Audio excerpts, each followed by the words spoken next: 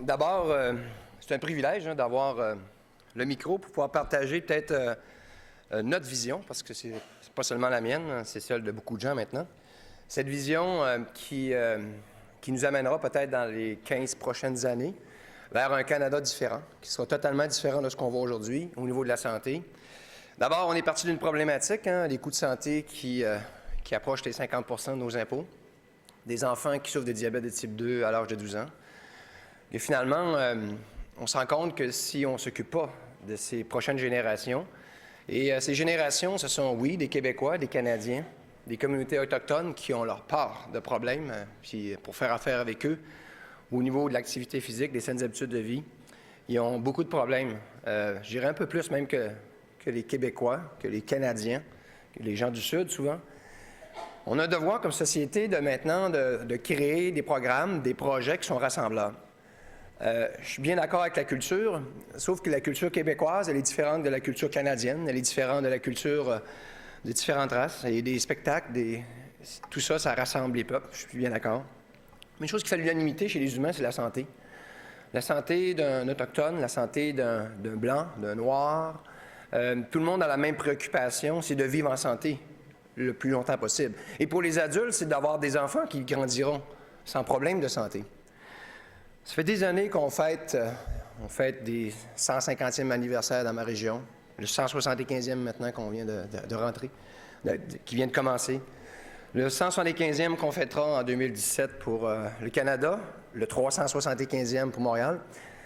J'aimerais vraiment que, pour une fois, sur la planète, une société décide de fêter son anniversaire autour de la santé humaine.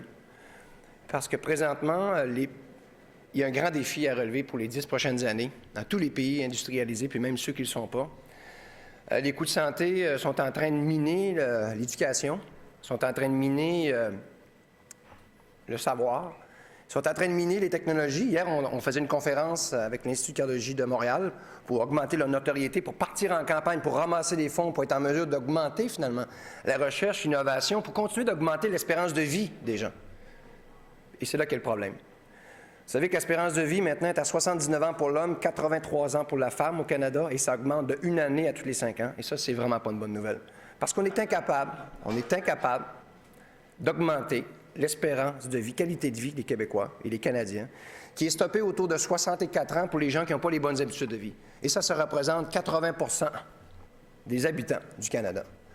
Donc, tant et aussi longtemps qu'on augmentera l'espérance de vie des Canadiens et qu'on n'augmentera pas l'espérance de vie, qualité de vie qui est stoppée à 64 ans, les coûts de santé vont continuer d'exploser.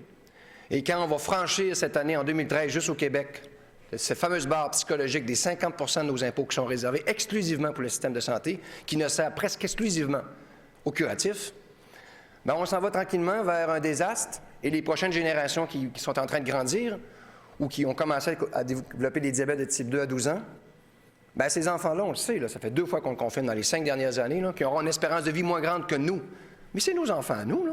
C'est pas les petits Américains, c'est les petits Canadiens, c'est les petits Québécois.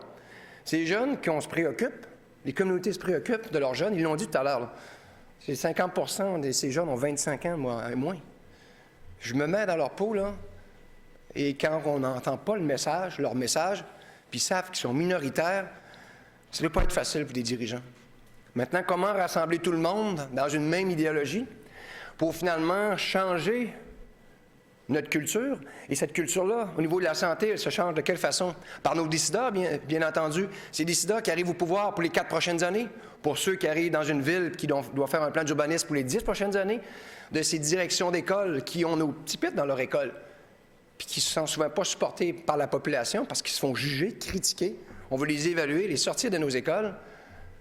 Moi, je vois le futur du Canada. En 2017, là, probablement qu'on va fêter, ce sera un grand party national, mais si on n'a pas commencé à poser des gestes concrets pour les prochaines générations, au niveau de leur santé, ils vont nous juger plus tard. Et quand ils seront malades, ils vont chercher des coupables et ils vont se tourner vers les générations qui savaient, puis qui n'ont rien fait.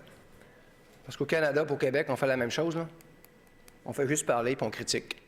Puis on dépend toujours de l'État. C'est l'État qui va régler le problème. L'État en a plein ses bottines, là. Il met déjà 50 % de nos impôts dans le système de santé qui ne sert seulement qu'au curatif. Si on lui demande en plus d'investir dans le préventif, On nuit déjà assez à l'éducation qui vient de se faire couper un demi-milliard au Québec, là. Puis personne n'a critiqué. Puis pourtant, l'éducation, c'est la colonne vertébrale de notre société. Quand on arrête d'éduquer un peuple, là, on se ramasse avec des problèmes de santé plus tard, des problèmes économiques, puis des problèmes sociaux majeurs. Tu ne dois jamais négliger l'éducation de la société. Est-ce qu'on fait tout ce qu'il faut au Québec et au Canada pour bien faire grandir nos jeunes, pour que ce petit arbre qu'on plante sur notre terrain, parce qu'on veut qu'ils grandissent droit, en y mettant un tuteur, en l'arrosant tous les jours? C'est ça qu'il faut faire. Mais s'il n'y a personne qui s'en occupe, bien moi, je viens d'une région forestière, là. S'il n'y a personne qui s'occupe de ce petit arbre qui est planté dans un environnement défavorable, bien, il y a des bonnes chances qu'il pousse de travers. Et quand il sera de travers adulte, bien, ça demandera des efforts incommensurables de la société pour le ramener droit. C'est aujourd'hui que ça se passe. C'est aujourd'hui. 2017, on a encore un peu de temps devant nous pour finalement préparer quelque chose qui est rassembleur, qui rassemble tous les Canadiens, qu'ils soient autochtones, québécois, blancs, noirs, peu importe, là, qui soient axés sur leur santé. Augmentons cette espérance de vie, qualité de vie, qui nous fera en mesure, qui nous permettra finalement de dégager cette marge de manœuvre pour tout le reste. La culture, vous allez continuer à vous faire couper. Parce que quand les gouvernements ouvrent les livres, là, ils doivent faire des choix.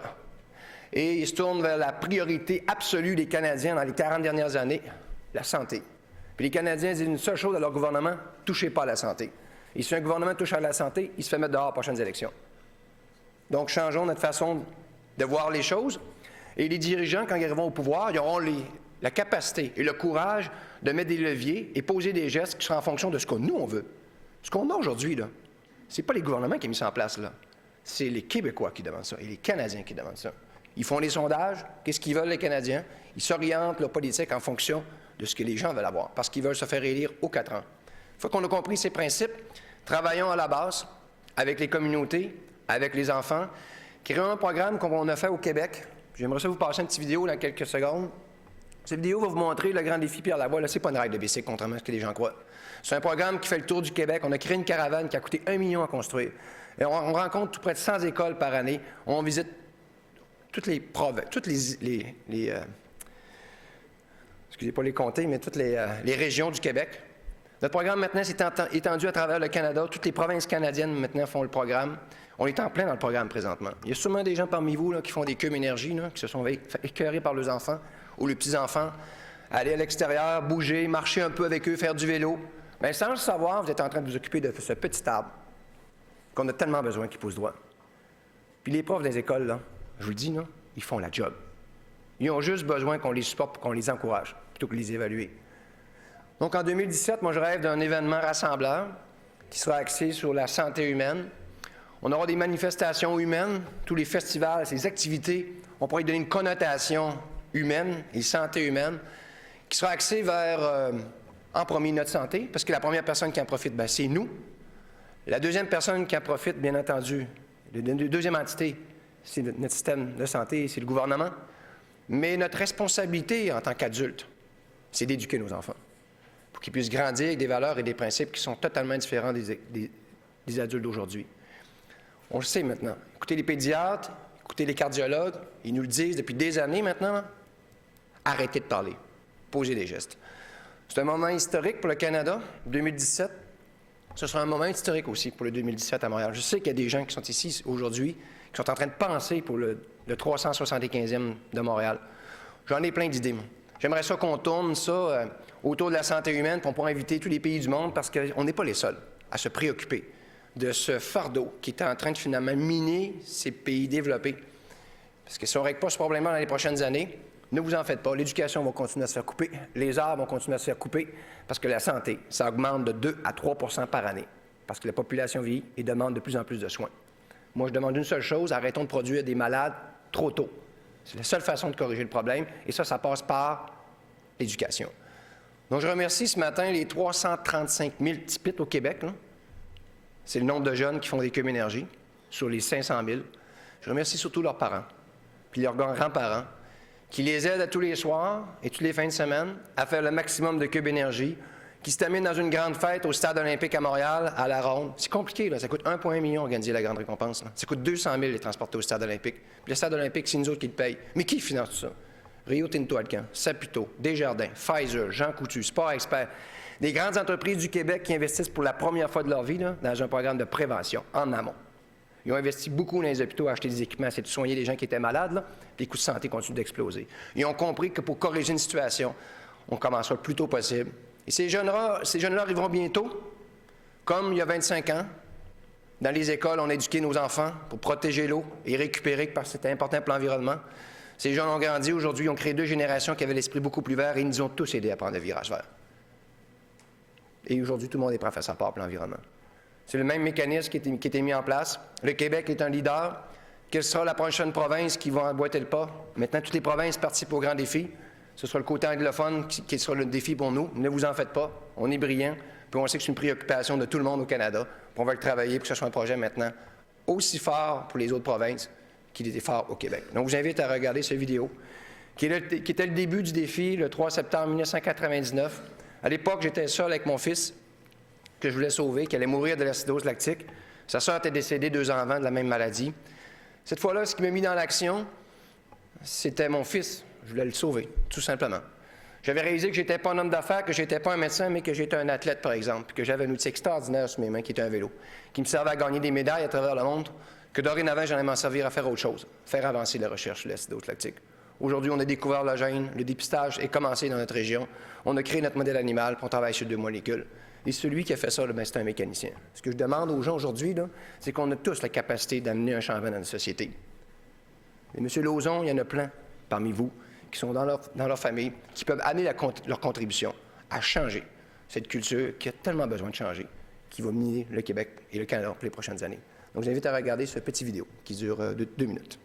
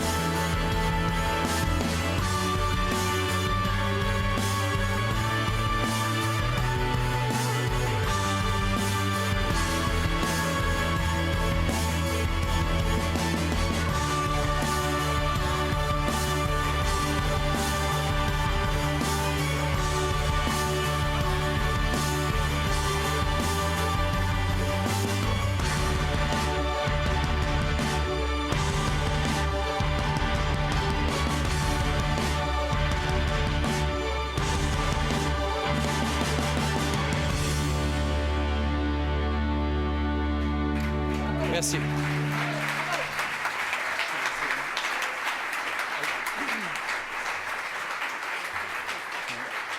Alors, merci beaucoup pour ça. It's very, very moving video, very moving address. Je me demande, une vidéo selon émouvante. vous, pourquoi est-ce que c'est une si grande épreuve d'encourager des gens, et non seulement les jeunes, mais tout le monde, à être actifs et proactifs par rapport à la santé? Bien, c'est simple, c'est que le défi est énorme. Il est partout, il est en nous. Les gens croient qu'ils sont en santé, mais souvent, ils ne le sont pas. Ce qu'on a voulu démarrer, nous, c'est un mouvement de responsabilité et d'engagement. Se regarder comme organisation, comme président, comme individu, puis que tout le monde puisse amener leur contribution pour que finalement, un jour, on puisse être fier des choix qu'on aura fait aujourd'hui. Pas pour nous, pour nos enfants. Je vous le jure, là, je suis capable d'aller dans le temps, puis j'aimerais ça que ce 2017 soit fait autour de nos enfants. C'est nous qui vont l'organiser, les adultes. C'est nous qui vont les amener, mais c'est eux qui vont se rappeler. Tout à l'heure, on s'est rappelé l'Expo 67. Ceux qui étaient là, ils s'en rappellent, ils étaient jeunes, ils ont leur passeport. C'est ça, les souvenirs. Puis à l'époque, c'était un moment charnière où on devait ouvrir le Québec et le Canada à tout le monde. Puis on a réussi. On en était tous fiers. 2017, je pense, c'est une occasion où chacun pourra amener sa contribution. Puis ces gens qui organisent des événements, ils sont des spécialistes à rassembler les peuples. Donnons-y une connotation tellement urgente qui fait en sorte qu'on pourra amener dans notre réseau, notre pouvoir, d'organiser ou d'aller chercher, finalement, amener une contribution qui va faire toute une différence. Parce que dans ça, peu importe ce qu'on est au Québec, on peut être en Gaspésie, on peut être, peu importe l'endroit, à Coujouac. On a des jeunes qui font le défi de Coujouac, de partout au Canada. C'est ça qui me rend plus fier. Parce que la santé, ça a rassemblé tout le monde autour de notre projet. Puis je veux juste qu'on aille un peu plus loin. Puis c'est une urgence nationale. Merci. Merci. Pierre Lavoie.